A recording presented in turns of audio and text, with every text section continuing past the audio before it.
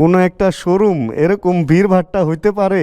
ভাই রে ভাই, দেখো এইটা মূলত এটা বাইকের, এটা আর শোরুম নাই ভাই, এটা হয়ে গেছে এটা গোডাউন। ধরেন আমার ওই কোনার বাইকটা লাগবে, আমি ওই জায়গায় পৌঁছাবো কেমনে?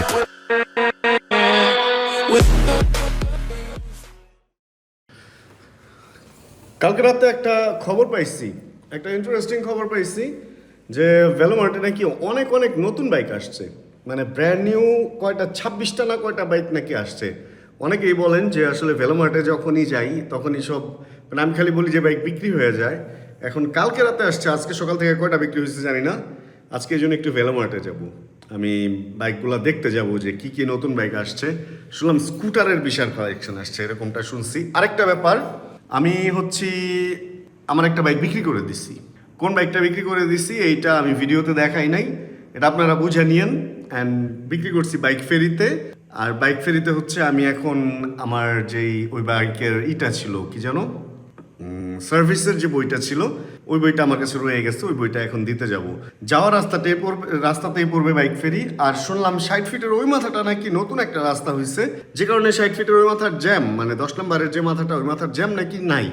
এত সুসংবাদ একসাথে, চিন্তা করলাম একসাথে আপনাদের সাথেই চলেন দেখেও আসি অ্যান্ড ভেলোমার্টে একটু ঘুরে আসি। তাহলে আর এখানে কথা না বাড়াই, চলেন বাইক স্টার্ট দিই অ্যান্ড রেডি 3, 2, 1 গো হয়ে যাই। যে যাই মনে করুক আর নাই করুক, এই লুকিং গ্লাসগুলা এই 60 ফিট রোডে আমি খুলবো না, কারণ এখানে রিক্সার যে যন্ত্রণা, এখানে লুকিং গ্লাস খুললে বিপদই আছে। আর একটা কি যেন করবো, ও আচ্ছা, এই বাইকটার মধ্যে আরেকটা কাজ করছি। আমার সেই বাইকে যে হর্ন লাগানো ছিল ওই হর্ন অ্যান্ড রিলে খুলে এই বাইকে লাগায় নিছি, এই জন্য এখন তুমুল আওয়াজ দিতেছে হর্নে। যদিও আমি হর্ন খুবই কম বাজাই, এমনও রাইড থাকে যে সারাদিনের রাইডে আমার কোনো হর্ন বাজানো হয় না, এরকম ঘটনাও থাকে। বাট তারপরেও হর্নটা আমি খুব পাওয়ারফুল রাখি, কারণ বাংলাদেশে আমাদের রাস্তাঘাটে যে অবস্থা অটোর কারণে, বিশেষ করে এই সমস্ত অটোকে আসলে হর্ন ভালো না দিলে অটো সাইড দিতে চায় না। অ্যান্ড সবচেয়ে ভালো হয় যদি পপ পপ লাগানো যায়, কিন্তু পপ পপ লাগাইলে সমস্যাটা কি জানেন? পপ পপ লাগাইলে সমস্যাটা হচ্ছে ওইটা মানে ওটা প্রচুর আওয়াজ দেয় অ্যান্ড পুলিশ কেস করে। আর আরেকটা সমস্যা আছে, অটো যদি লাগাইতেও দেয়, ধরেন পুলিশ যদি কেস না করে, তাহলে আমাদের দেশের কিছু অভদ্র বাইকার আছে যারা মানসিকভাবে অপুষ্টিতে ভুগে, অ্যান্ড তারা এমন হর্ন দেয় ওটা লাগায়, অ্যান্ড এমন কাছে এসে হর্ন দিবে। আমার এরকম অনেকবারই হয়েছে যে একদম এইখানে এসে পপ পপ দিতেছে, লুকিং গ্লাসে তাকায় দেখি যে দুই পাশে দুইটা বাইক বা এক পাশে একটা বাইক দেখতেছি, কিন্তু হর্নের আওয়াজে তো মনে হয়েছে গাড়ি বা বড় কিছু আসছে। ওইটারে খুঁজতে খুঁজতে দেখি যে সে আরেকবার হর্ন দিয়ে বের হয়ে গেল।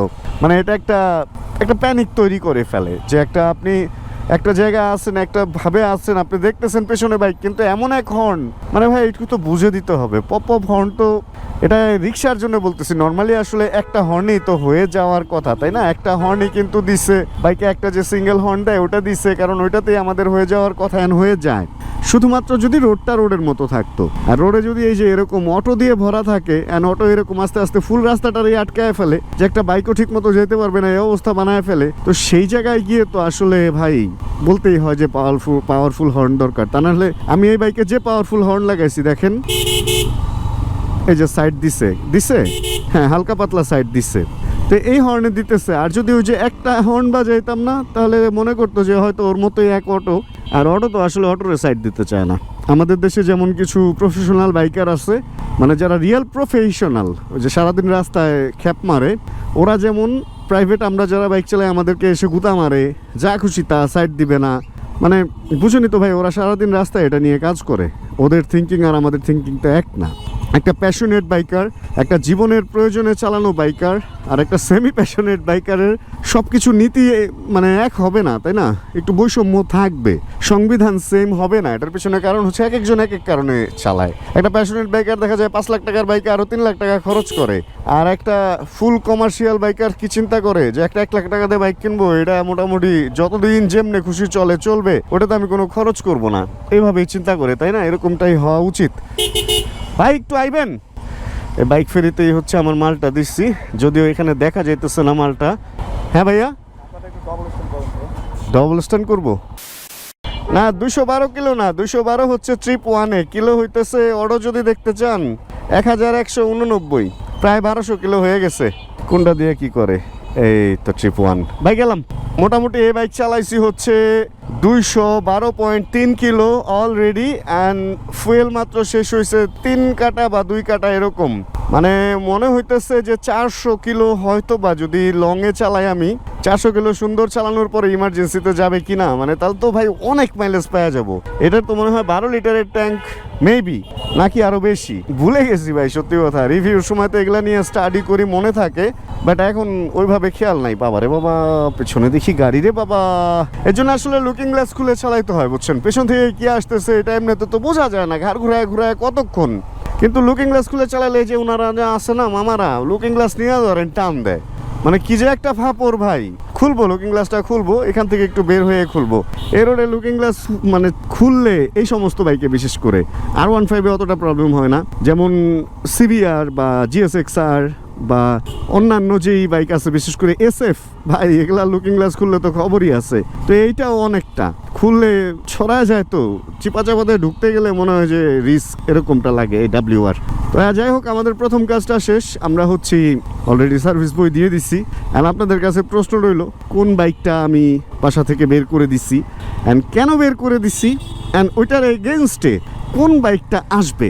এই 3টা প্রশ্ন একটা উত্তরে যদি কেউ দিতে পারেন ঠিক ঠিক, তার জন্য একটা পুরস্কারের ব্যবস্থা আছে।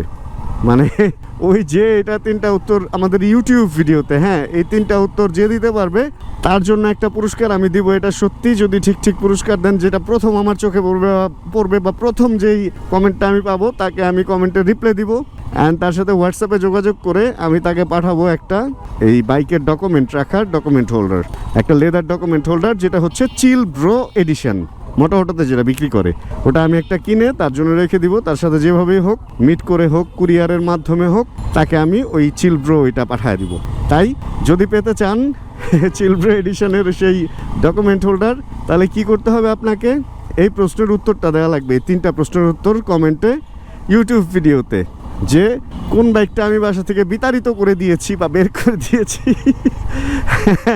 কেন বিতাড়িত করে দিয়েছি, অ্যান্ড ওইটার এগেনস্টে কোন বাইকটা আমাদের ফ্যামিলিতে ইন হতে যাচ্ছে বা আসতে যাচ্ছে।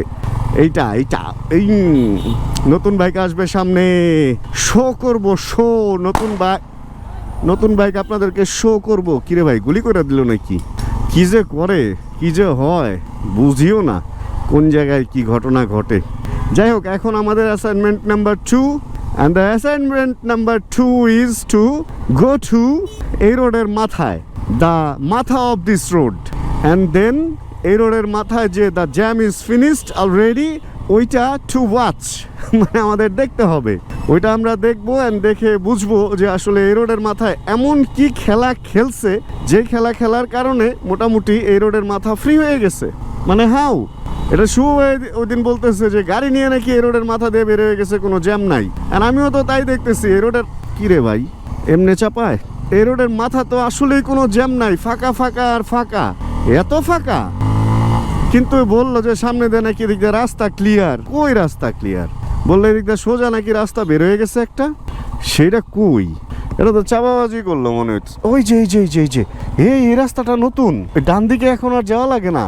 আচ্ছা, এই যে ছোট্ট একটা রাস্তা করে দিয়েছে 60 ফিটের মাথা থেকে, এটা মনে হয় এদিক দিয়ে মেন রোড দিয়ে বের হয়ে যাবে। ওই যে ওই বাড়িটা দেখেন ভাঙতেছে, এই যে বাড়িটা ভাঙতেছে মামা, এই বাড়িটা ভেঙে গেলে কিন্তু আর একটু ইজি হয়ে যাবে। এই রোডটা মনে হয় আরো বড় হবে মনে হচ্ছে এই বাড়িটা ভাঙা দেখে। আরে ভাই কই ছিল এতদিন এই রাস্তা, এই যে দেখেন লেখা মিরপুর 60 ফিট সংযোগ সড়ক, ঢাকা উত্তর সিটি কর্পোরেশন অঞ্চল 4-এর আওতাধীন 13 নং ওয়ার্ড স্থিত মিরপুর 60 ফিট সংযোগ রোড নির্মাণ কাজ, ঢাকা উত্তর সিটি কর্পোরেশন, তারিখ 17 ডিসেম্বর 2025 খ্রিস্টাব্দ। আচ্ছা, এই হইল অবস্থা। এদিকে তাহলে আগে কি ছিল, এই ওয়ালটা তো অনেক পুরানোই মনে হইতেছে, তার মানে ওয়ালটা আগে ছিল ফুটপাত অ্যান্ড রাস্তাটা নতুন করা হয়েছে, অ্যান্ড এই প্রপার্টি তো মনে হয় এটার ভিতরে ছিল এরকম কিছু একটাই। এটা আসলে কোন জায়গা, এটা কি থানা, জীবনে ঢুকিও না এই জায়গায়, এটা যে কি জানিও না। তবে মানে এটা একটা নাইস ব্যাপার হয়েছে, নাইস সুপার হয়েছে, এটা অনেক ভালো একটা ব্যাপার। আচ্ছা, তাহলে আমাদের project number 2, assignment number 2 is already done. এখানে পুলিশ কেন উল্টা ধরছে রে, উল্টা ধরছে সেই সেই সেই এ দেখেন ভাই কি করতেছে, এক হাতে বাইক এক হাতে ফোন, মানে এক হাতে সাইকেল। কি কাগজ মানে লেমিনেটিং? হ্যাঁ, একটা ফটোকপির দোকানে যাবেন, প্রিন্ট করবেন, লেমিনেটিং করবেন, শেষ। এটা বাইকের যে জিনিসপত্র আছে 5 টাকা করে নিব একটা। আচ্ছা ভাইয়া, ধন্যবাদ। ম্যান, ভাই নাকি আজকে বাইকের নাম্বার পাইছে, এটা কিভাবে লাগাইবো সেটা আমার জিজ্ঞেস করতেছে। যাই হোক, রাস্তাঘাট মোটামুটি এই পাশ ফাঁকা হইলো, ওই পাশে কোনো একটা মিছিল বা কোনো একটা কিছু হচ্ছে দেখা যাচ্ছে। রাজনীতির মোটামুটি গরম হাওয়া রাস্তাঘাটে খুব ভালোই বোঝা যাচ্ছে। বেশ বড় একটা মিছিল আমরা দেখতেছি ওই পাশে, আর মিছিলের পেছনে হচ্ছে গাড়ি ঘোড়াগুলা। আচ্ছা, এই মেইন রোডের মধ্যে মিছিল করলে আসলে কি হয়? এখানে কি কেউ আসলে এই শো অফ কেউ দেখে? বরং রাস্তার লোকজনের তো মনে হয় একটু ডিস্টার্ব হয়। এই যে এখানে ওই পাশ পুরাটা জ্যাম হয়ে গেছে। মিছিল মিটিংয়ের এই প্রথাটা এবং দেয়ালে পোস্টার লাগানোর প্রথাটা থেকে আসলে বাংলাদেশ বের হইতে পারলো না। ভাই ফাইনালি ওই জ্যামটা পার হচ্ছে। সাইকেল নিয়ে যেটা কথা বলতে চাইছিলাম, মেইন রোডে সাইকেল তো চলেই, আবার দেখছেন ভাই এক হাতে ফোন এক হাতে সাইকেলের হ্যান্ডেল নিয়ে যখন চলে তখন সাইকেলের মাথাটা করতে থাকে তাইরে নাইরে। ওই তাইরে নাইরে অবস্থায় যায় যদি কাউরে গুতা দেয় তখন দোষটা কার ভাই? এখন কে বলবে কার কথা ভাই? আমি বললেই দোষ হয়ে যাবে, বুঝছেন না? কারণ ভাই আমি নিজেও কিন্তু সাইকেলিস্ট, আমার সাইকেল আছে ভাই, আমি মাঝে মাঝে চালাই। এই হলো অবস্থা। আমি এমন না যে সাইকেলের বিরুদ্ধে, আমি তো চালাই। এখন এই যে ভাইরা এই যে ফুড ডেলিভারি করে, এটা কিন্তু অবশ্যই একটা প্রয়োজনীয় কাজ, কিন্তু তাইরে নাইরে করার তো কিছু নাই। রাস্তায় যখন চালাবে তখন চালাবে, যখন থেমে দরকার হবে ফোনে কথা বলবে, বাট তা না, সব একবারে করতে হবে। আচ্ছা, দেখতে দেখতে আমরা চলে এসেছি ভেলো মার্টে। ভেলো মার্টের বাইক কালেকশনের অবস্থা ভেতরে এখান থেকেই দেখা যাচ্ছে, বেশ চনমনে ঝকঝকে। আমি বাইকের এটা খুলতে এখানে হাতাইতেছিলাম। যাই হোক, আমার বাইক যদি কেউ দেখতে চান আরেকবার দেখতে পারেন, কারণ এটা অন্যান্য F250 থেকে একটু আলাদা, কিন্তু দু এক জায়গায় একটু কেমন যেন ফুলসে লাগে। এটা সমস্যা নাই, ফুললেও এটা আরেকবার তাপ দিলেই লেগে যাবে যদি কোনো জায়গায় ফুলে টুলে যায়। আর যদি তা না হয় তাহলে সমস্যা নেই, তাও জায়গা। চলেন আমরা দেখি কি বাইক এনেছে ভেলো মার্ট। এই বাইকটাও মনে হয় নতুন আসছে। এটা হচ্ছে ভিক্টর আর ক্যাফে রেস আর, হ্যাঁ একদম ব্র্যান্ড নিউই মনে হইতেছে।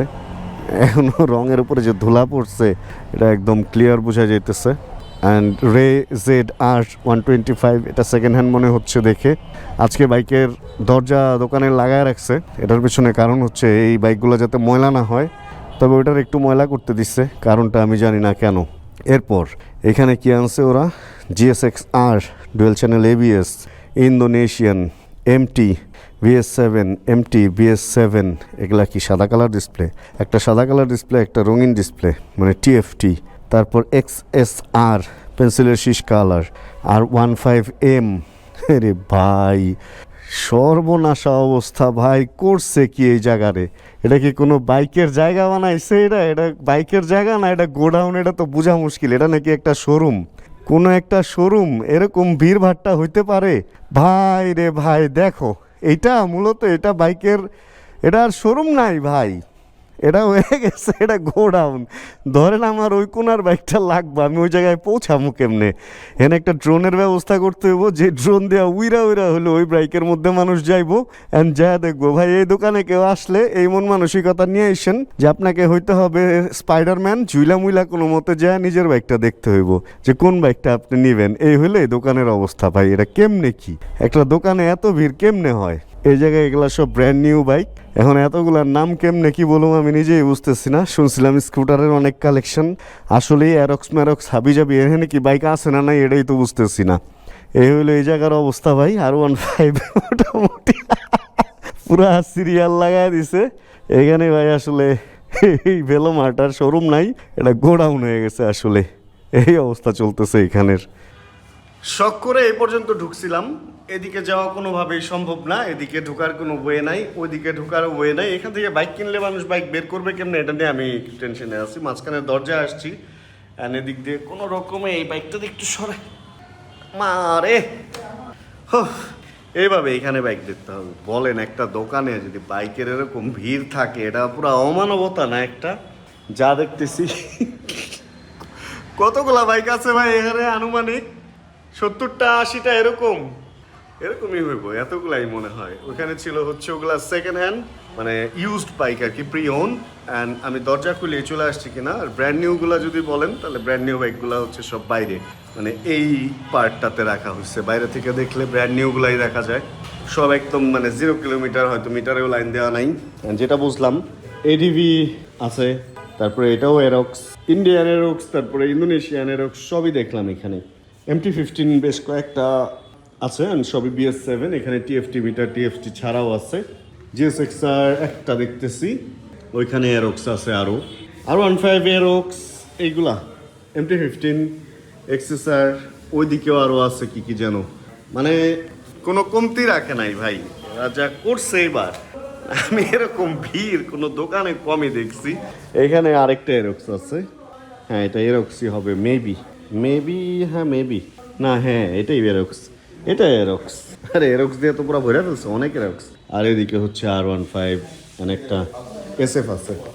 এই হলো অবস্থা। যাক, এই নতুন বাইক আসলে দেখে এমনি বোঝার কিছু নেই, এগুলো brand new bike is brand new bike. এগুলো চালায় দেখা বা ওরকম খুঁজা দেখার কিছু নেই, সব একদম প্যাক করা থাকে মোটামুটি। এগুলাতে দাগ টাগ ওরকম কিছুই থাকে না, কারণ যেভাবে আসে অ্যান্ড ট্রাকে আসে তো যত্ন সহকারেই আসে এই বাইকগুলা। এই হলো অবস্থা। এই বাইকগুলো যতটুকু পরিষ্কার, আমি বাসায় এই বাইকটা নিয়ে যখন বের হবো ততটুকু ময়লা হয়ে যাবে, কারণ রাস্তা ভিজায় দিয়ে গেছে। মাত্র একটু আগে শুকনো রাস্তায় আসলাম, মনে হয় ট্রাকে ভিজায় দিয়ে গেছে। যাকে এখানে আমরা একটু বাইকটা দেখে দেন আস্তে ধীরে এখান থেকে বের হই।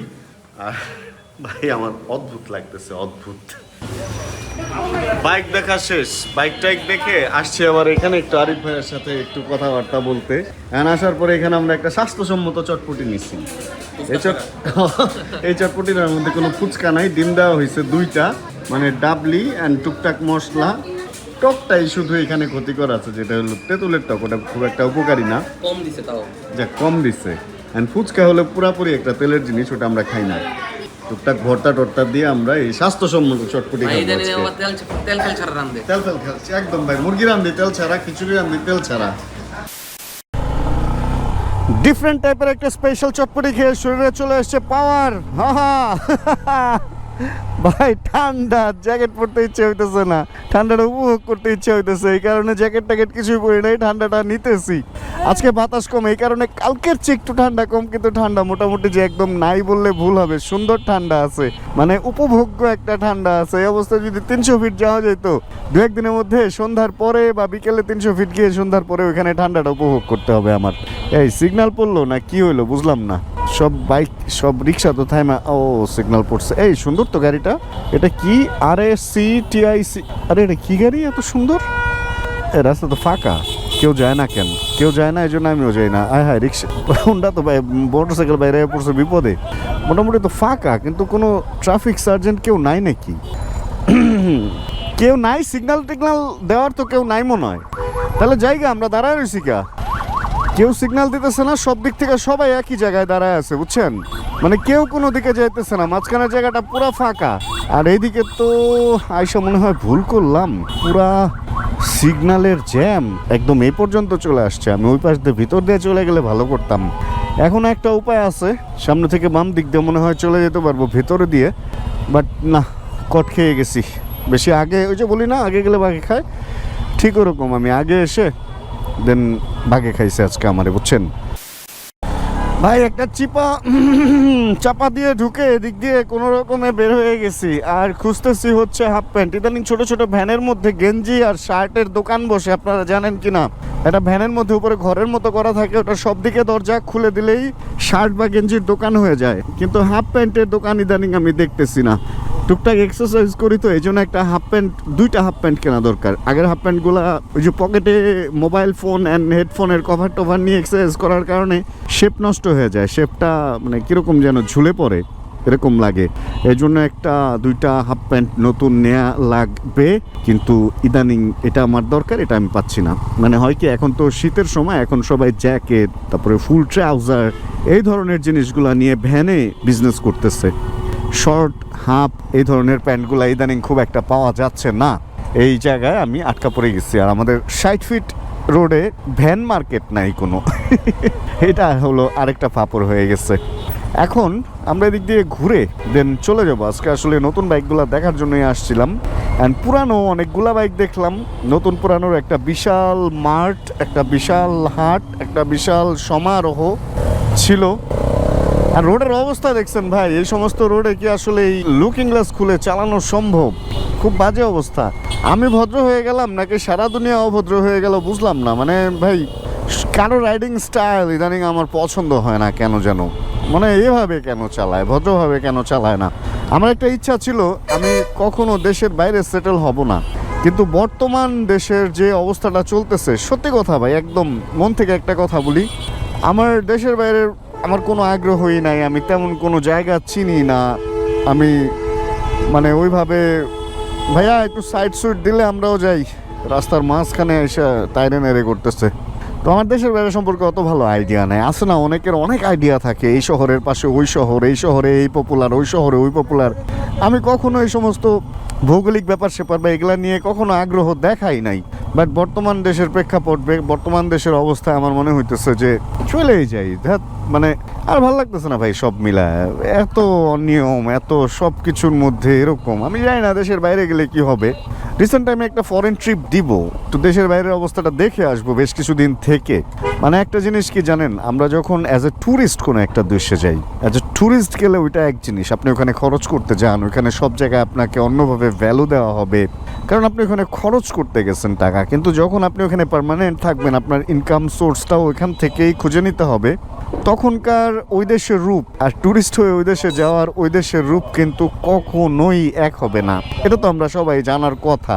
কারণ একটা লোক আমাদের বাসায় যখন বেড়াইতে আসে তখন তার সাথে আমাদের আচরণ থাকে এক, আর যখন সে পার্মানেন্ট আমাদের বাসায় আসে তখন কিন্তু তার সাথে তার আচরণ, আমাদের আচরণ সবই ভিন্ন হয়ে যায়। কারণ তখন আমরা একসাথে থাকবো, কিছু ব্যাপার শেয়ার করে কেয়ার করে তারপরে আমাদের চলতে হবে। অ্যান্ড গেস্টের সাথে তাকে আমরা কিছু করতে দেবো না, তাকে আমরা আপ্যায়ন করব, ব্যাপারটা ওই রকমই।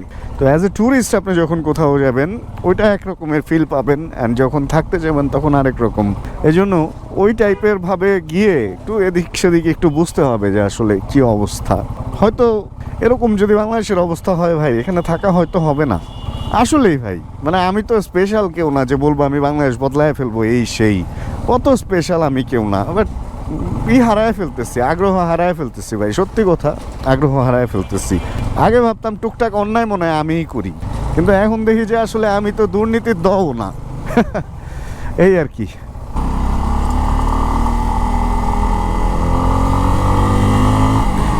আজকে সকাল থেকেই হচ্ছে 60 ফিটে বিভিন্ন জায়গায় অন্ধকার, বিভিন্ন জায়গায় আলো।